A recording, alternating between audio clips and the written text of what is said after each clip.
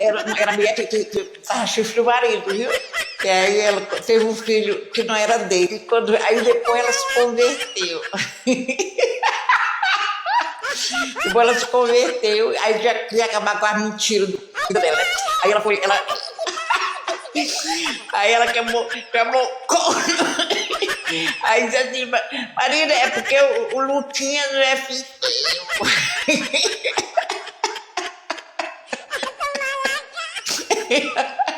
E o corno velho,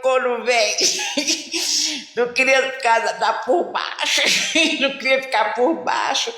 Aí diz, eu sei, velho, não é filho meu, nem é filho teu também. Aí ela, como assim, velho, como assim, corno?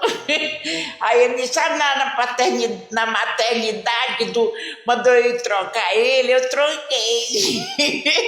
Eu troquei por outro que tava pertinho. Não presta não, rapaz. Saca outra coisa, não presta não.